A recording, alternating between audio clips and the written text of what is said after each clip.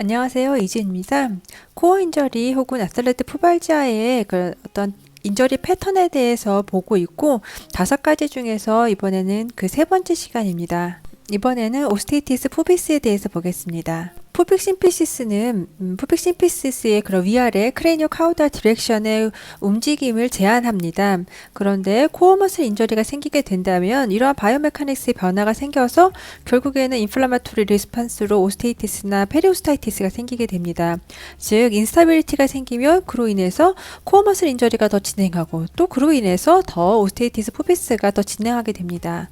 어디서부터 시작이 될 수도 있겠지만 마크로 트라우마나 리피터티브한 그런 마이크로 트라우마로 인해서 코어 머슬 인저리의 바이오메카닉스의 변화가 생기고 그로 인해서 푸빅 인스터빌리티가 더 생기고 그게 서로 더 상황을 더 안 좋게 만들어주는 그렇게 영향을 주게 됩니다. 오스테이티스 푸비스의 증상은 보통 이제 푸비스 위에 그런 페인이 인시디어스한 온셋의 페인이 생기게 됩니다. 수프라 푸빅 리전의 리퍼드 페인을 보이고 위치다 보니까 그런 어덕터 오리진이나 아니면 렉토스 에비도미니스 어덕터 텐던의 그런 디스펑션과 같은 그런 증상과 굉장히 오버랩이 됩니다. 오스테이티스 푸비스는 크게 3가지로 나누어서 볼 예정입니다. 먼저 어큐트 오스테이티스 푸비스에 대해서 알아볼 것이고 그 다음 크로닉 오스테이티스 푸비스 그리고 약간 베리언트 패턴을 보이는 시비 오스테이티스 푸비스입니다. 어큐트 오스테이티스 푸비스는 이렇게 양쪽에 심피시스 푸비스의 서브콘드랄 본에 본메로 이데마를 보이는 것이 가장 큰 특징입니다. 그 본메로 이데마 양상은 안테리어 투 포스테리어 즉 앞에서 뒤까지 쭉 본메로 이데마를 보이게 됩니다. 그 양측에 보이게 되고 하지만 그것이 양쪽으로 똑같을 필요는 없고 에이시메트릭하게 보이는 경우가 흔하긴 합니다. 그런데 이렇게 어큐트 오스테이티스 푸비스인 경우는 본메로 이데마가 특징이지만 그러면서 그 프로덕티브한 체인지나 이로전이 그렇게 꼭 있을 필요는 없습니다. 즉 스퍼라든지 서브콘드랄 시스트 이로전 같은 것이 보이지 않고 본메로 이데마가 앞에서부터 뒤까지 쭉 보이는 거 그러면서 주로 양측으로 보이는 거 그것이 어큐트 오스테이티스 푸비스의 특징입니다.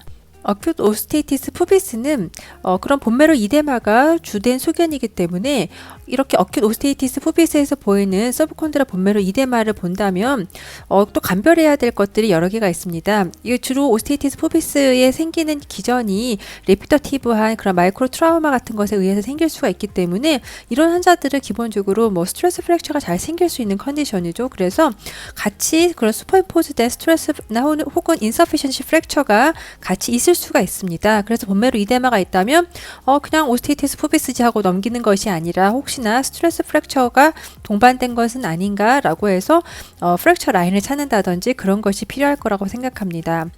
또한 본메로 이데마가 있는데 그 본메로 이데마 패턴을 잘 봐야 합니다.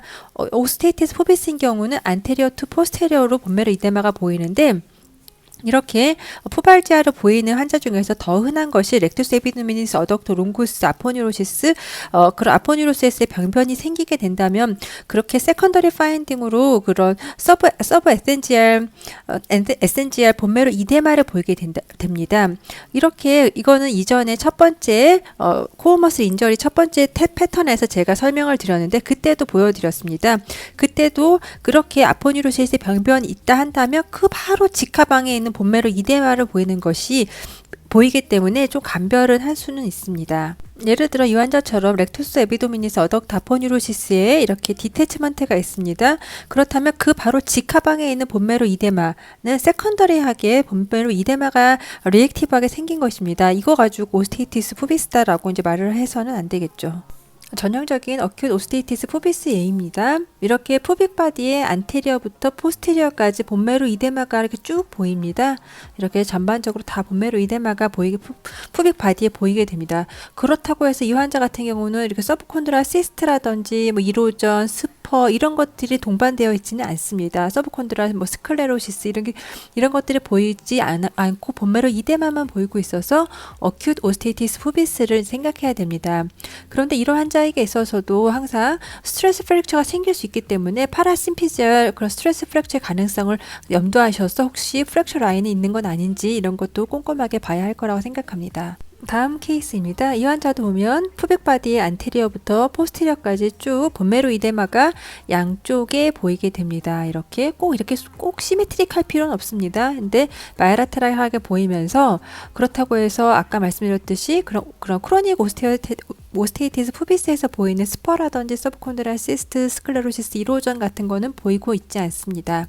이렇게 어큐 오스테이티스 푸비스를 보이면서 여기서 본다면 이 환자는 어덕터 롱구스 머슬에 이렇게 이데마가 있어서 스트레인도 같이 동반이 되어 있습니다. 이렇게 푸빅 바디에 본메로 이데마가 있을 때에는 좀 전에 말씀드렸듯이 스트레스 프랙처의 가능성을 염두에 된다라고 말씀을 드렸는데 그거 말고도 심피시스 푸비스의 septic arthritis도 본메로 이데마라 주변에 인플라마토리 체인지 이데마가 심하게 볼 수가 있습니다. 이러한 septic arthritis, 오스테오마일라이티스의 가능성을 또 역시 염두에 두어야 합니다. 이것은 T2고 이것은 T1 조형진강 이미지입니다. T2 이미지에서 본다면 이렇게 심피시스를 따라서 플루이드 컬렉션이 이렇게 보이고 있습니다. 그리고 푸빅 바디에 본메로 이데마가 있고 주변으로 이데마가 굉장히 심합니다. 조형진강 이미지에서 본다면 이런 플루이드 컬렉션이 그 안에는 조형진강이 되지 않고 그 바깥으로 그 월 인핸스먼트를 보이고 있습니다. 그래서 이게 앱세스를 형성한 것을 알 수가 있고 본메로 이데마가 된 곳에 이렇게 인핸스먼트가 됩니다. 그래서 오스테오마일라이티스가 있는 것을 알 수가 있습니다. 이렇게 본메로 이데마가 쭉 있다, 양쪽에 똑같이 있다라고 한다면 이거는 오스테이티스 푸비스 어큐인가 보다라고 생각하는 것이 아니라 이렇게 주변에 인플라마토리 체인지가 심하니까 이렇게 septic arthritis, 오스테오마일라이티스의 가능성도 간별에 넣어야 됩니다. 이 케이스를 보도록 하겠습니다. T1 웨이티드 이미지이고 조형진강한 이미지입니다. 이거는 푸빅 바디가 뭐 이렇게 본메로 이데마 및 인플라마토리 체인지에 의해서 이렇게 시그널이 변하게 되었고 조형진강이 되면서 주변으로도 소프트 티슈 인핸스먼트가 보입니다. 그래서 이것이 오스테이티스 푸비스인지 아니면 굉장히 시비어 폼의 오스테이티스 푸비스는 이렇게 알티큘러 서피스가 굉장히 이레귤라리티가 있으면서 오스테오라이시스가 동반되고 이데마가 굉장히 심한데 그런 오스테오라이시스가 같이 동반된 오스테이티스 푸비스인지 감별이 굉장히 어려울 수가 있습니다. 그런데 이 환자 같은 경우는 주변에 인플라마토리 체인지가 심하니까 그리고 클리니컬 코릴레이션 하였을 때 septic arthritis의 가능성을 당연히 더 먼저 생각을 해야 되고 본메로 이데마가 그것이 조형진강이 되고 있어서 오스테오마일라이티스도 같이 동반이 된 케이스입니다. 두 번째로 크로닉 오스테이티스 푸비스를 보겠습니다. 말 그대로 크로닉이기 때문에 오스테오파이트, 서브콘드랄 스클레로시스, 서브콘드랄 시스트, 이로전 등이 보일 수 있게 됩니다. 그런데 딱 모든 오스테이티스 푸비스를 무조건 어큐트 혹은 무조건 크로닉 딱 두 개로 딱 이분법적으로 생각하는 것이 아니라 크로닉한 오스테이티스 푸비스 환자에게서 어큐트하게 또 병변이 새로 생길 수가 있습니다. 어큐트 크로닉 오스테이티스 푸비스가 생길 수도 있기 때문에 이런 가능성도 염두에 두어야 합니다. 먼저 이 환자를 보겠습니다. 이렇게 푸빅 바디에 본메로 이데마가 확인이 됩니다. 근데 이 환자는 보면 이렇게 세컨더리 클라프트 사인이 보이고 있습니다. 그래서 어덕터 텐던의 오리진으로 이렇게 태어가 있는 것을 이제 시사하는 소견입니다.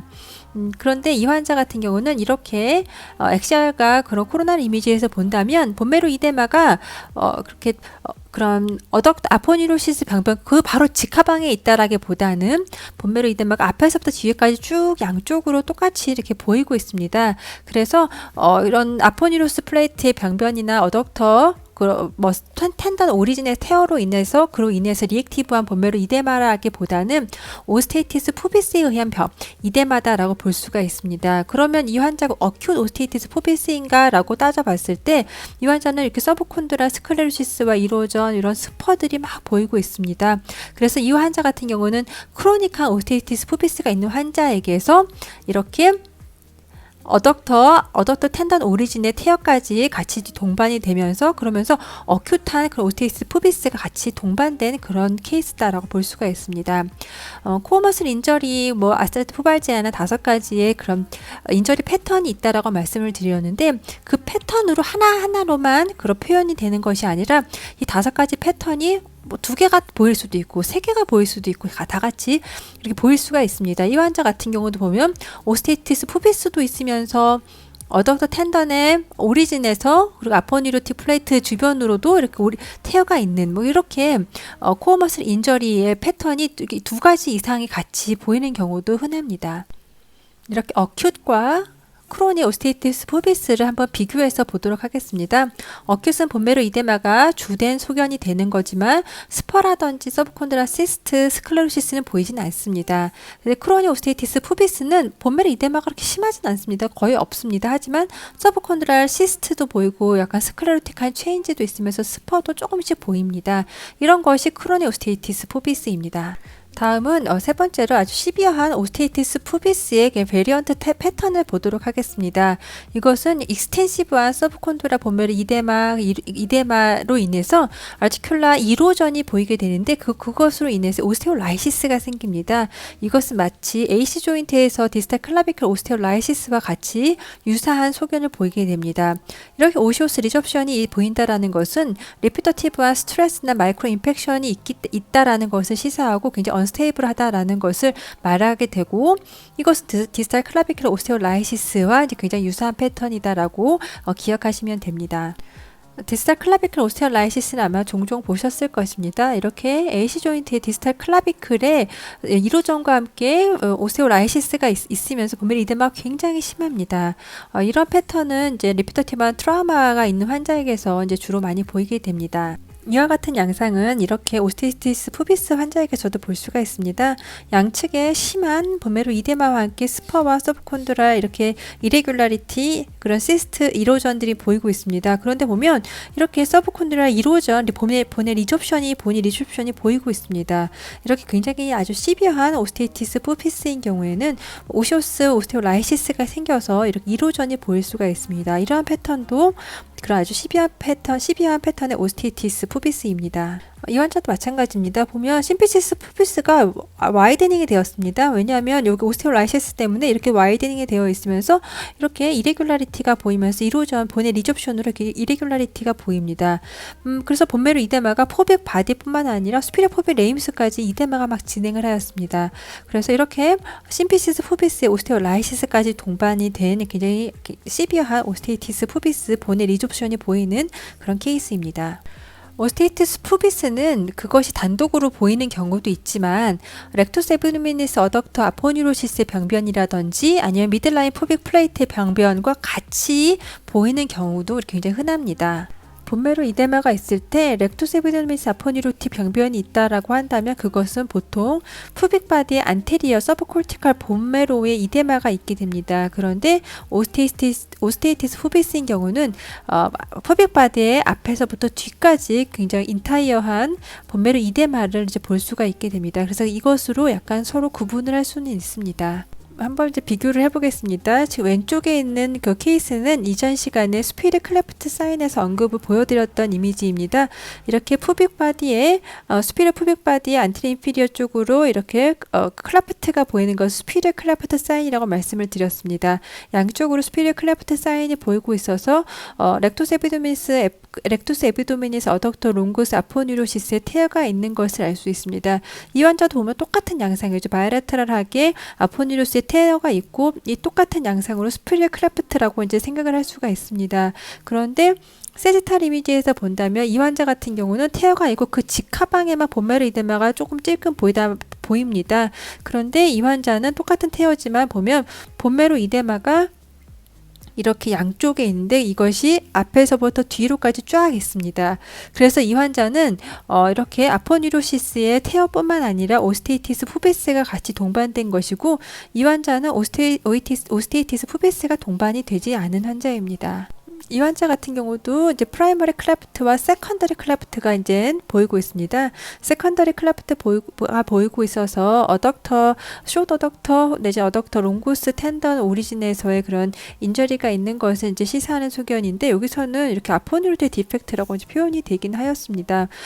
이게 프라이머리와 세컨더리와 스피리어 클래프트 사인의 그런 파인딩을 조금 이렇게 혼용해서 쓰는 경향이 있는 것 같습니다. 여하튼 여기 제가 볼 때 이거는 이렇게 세컨더리 클래프트라고 보여지고 있고 아포뉴로틱 플레이트의 디펙트도 가능하겠지만 어덕터 오리진에서의 그런 인터시얼 테어의 가능성을 조금 더 생각을 해봐야 되지 않을까라고 저는 생각을 합니다. 그렇다 치고 이렇게 이 환자 같은 경우는 오스테오파이트가 보이면서 본메로 이데마가 같이 보이고 있습니다.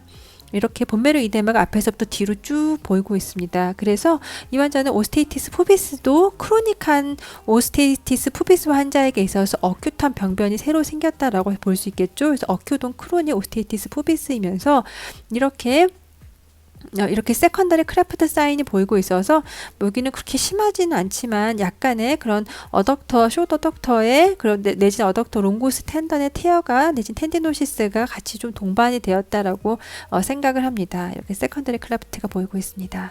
오스테이티스 푸비스가 있다라고 한다면 일반적으로 푸빅 심피시스의 이제 인스타빌리티 가능성을 생각해야 됩니다.